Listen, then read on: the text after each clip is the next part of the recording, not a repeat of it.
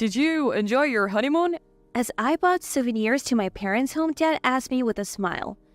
I didn't go on the trip with my husband. I'm an outsider. It would be presumptuous for me to join a family trip, so I stayed home. Dad was speechless at my words, and then filled with anger, he visited the in-laws' house with someone else, causing my husband John and mother-in-law Linda to face a hellish situation. I am Natalie, a 27-year-old office worker, and John, 26, proposed to me a few months ago, and we married 2 months prior. John is the youngest of 3 siblings with an older brother and sister. We met through the business connection between my father, who runs a company, and John's father-in-law, Harry. After 3 years of dating, we decided to get married. After finishing the family meeting, we spent our days excited for our new life, preparing for the wedding venue and planning the honeymoon. John, being the youngest, seemed to be very cherished by Linda. Harry, busy with his company's overseas work, and brother-in-law Ethan were away from the country, so our family was only with Linda. Harry and Ethan's overseas work was to be completed in a few months, so we decided to wait for their return for our wedding. However, after getting married, Linda's interference began, and I started feeling uneasy about our relationship with the in-laws' house. Linda's meddling mainly involved our wedding, honeymoon destination, and even our new home. Feeling uneasy, I talked to John about this. I understand that Linda dotes on you, John, but isn't this too much interference? It's our wedding, yet my opinions aren't taken seriously, and everything is going Linda's way, isn't it? I don't think so. Besides, Stella is married and out of the house, and Dad and Ethan are abroad, so Mom is just lonely and paying more attention to me. It will settle down once Dad and the others return, so please bear with it for now.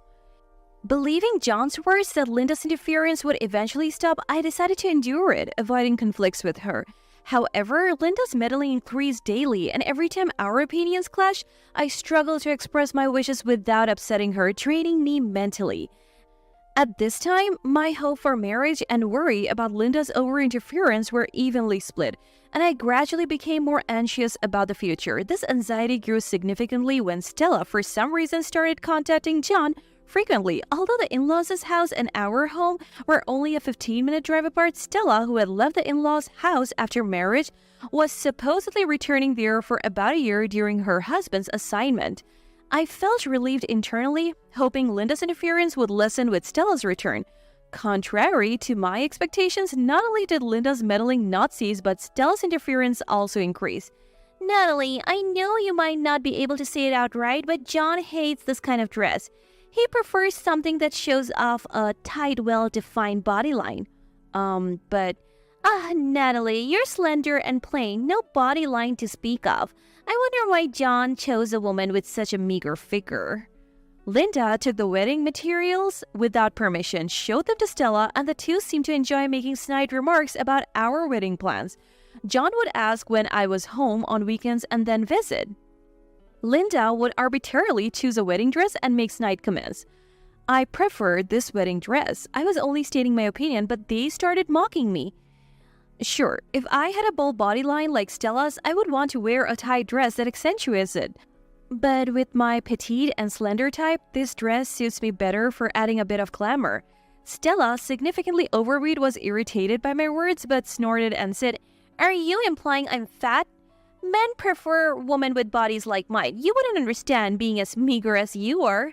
Why didn't John wait for Lucy?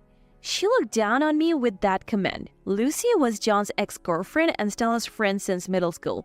After graduating high school, Lucy married another man. According to Stella, their marriage was on the rocks and she was about to divorce, planning to reconcile with John and marry him, but then gave up when John and I got engaged.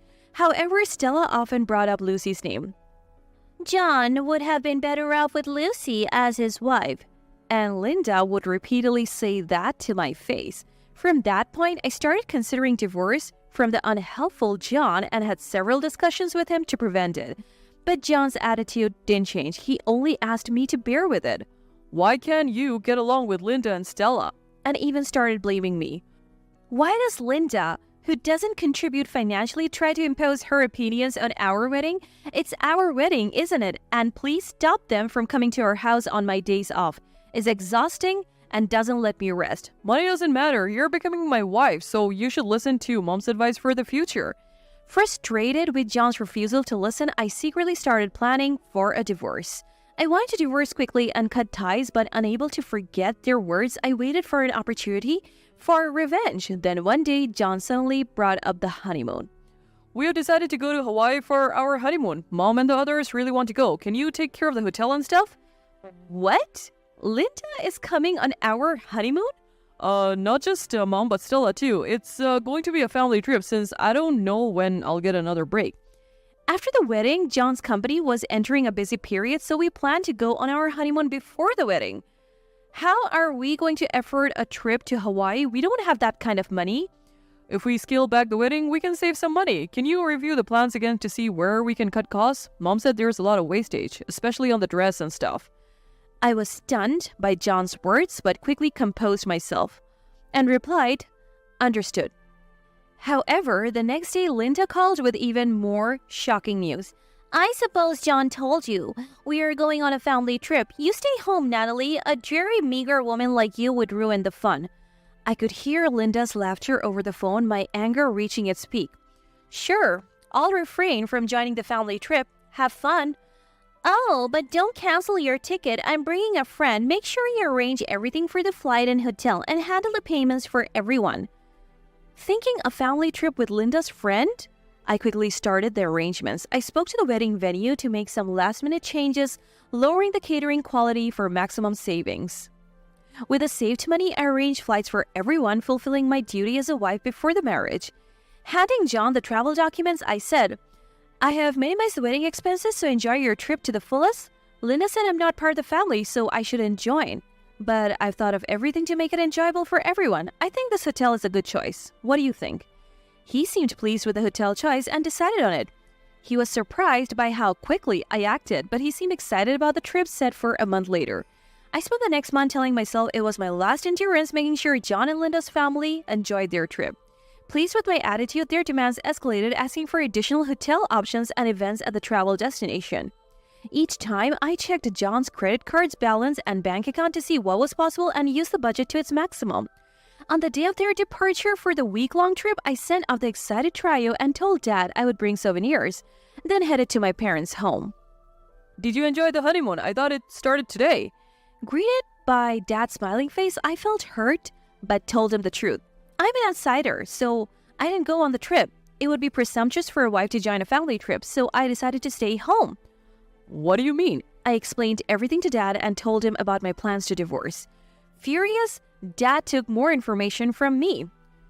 John's cheating with Lucy, and Linda and Stella are actively helping them. What? If I had known he was that kind of man, I would have never allowed your marriage. I'm so sorry. I'll contact him. Just wait a moment. After hearing my story, Dad hurriedly contacted someone who seemed quite flustered and was on his way here. John's family wouldn't return for at least 5 days, so I spent the time preparing to move out, consulting a lawyer, and notifying relevant parties, relaxing at my parents' home. I had already informed my company of my resignation due to marriage, so I was officially out of a job. For a few days after quitting, I turned off my mobile phone to free myself from all the stress. 3 days after returning to my parents' home, the person Dad contacted visited. He immediately apologized upon seeing me. It was Harry. After Dad's call, Linda also contacted him, requesting a temporary increase in the credit card limit. I had booked the flights for the trip but hadn't arranged the hotel or other travels. I reserved events for Linda and Stella within John's credit limit. Basically, John's credit card was almost maxed out at the destination. They tried to check into the hotel they thought I booked, but of course, there was no reservation. Unable to check in due to the maxed out credit card, they were refused a room. John texted me, "What's going on?" but couldn't reach me with my phone out, so he had no choice but to contact Harry. Harry told him to find a hotel within the credit limit and didn't increase the limit. Given Linda's spending habits, a $1,000 limit wouldn't last a week. I apologized to Harry for my revenge and explained everything. I also told him about Lucy accompanying them on the trip, informing Lucy's husband and waiting for their return to file for divorce. Harry kept apologizing. Ethan returned the next day, and after various discussions, we just waited for John's family to return. As expected, I received a text about the changed return ticket, and they would be back on the 5th day. We waited at the in-laws' house, and I greeted them alone when they arrived. Seeing me, they started ranting. What the heck, Natalie? Why didn't you answer the phone? We had a terrible time because of you. That's right, no hotel booking and you maxed out my credit card? If it weren't for Mom, what would have happened? This is grounds for divorce. With a woman like Natalie here, this house will be in trouble. After listening to them, I asked with a smile, why do you think I'm still in this house without even having a key? Shocked by my words, they fell silent. After a while, Linda said, Natalie, you didn't steal anything from this house while we were gone, did you? At Linda's unexpected words, I laughed heartily and called out to the back room. Then, as Harry and Ethan emerged, the three faces turned pale. Hey, why did Linda and others go on John's honeymoon while his wife Natalie stayed behind in the country? We thought John would get too busy for family trips, so we went for one last memory. I see. Good that you made that last memory. From now on, Linda and her family are no longer part of my family. Leave immediately after this discussion. What do you mean, Dad? Ethan, say something. Stella, standing next to Ethan, begged him for help several times. You guys have been harassing my wife, right? That's why I took her with me on my business trip abroad, deliberately separating her from you. I don't want to return to a house with you, and I don't want anything to do with you, so I made Dad choose between you or me. Ethan said this, almost sneering. Then I presented the divorce papers to John with a smile. Now we are truly strangers, disowned from your parents' home and losing your family at once. Enjoy your lovely family life with Linda and Stella.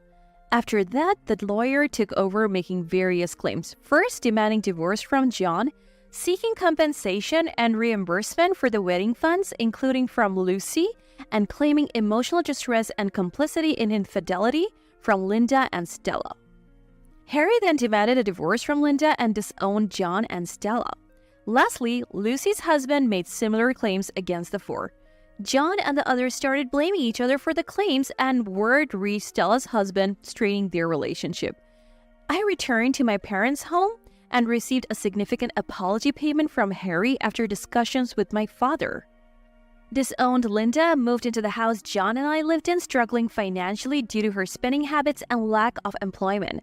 Lucy, now divorced, joined them, but Linda started harassing her, putting John on a tough spot as he cheated again, leading to an untenable situation.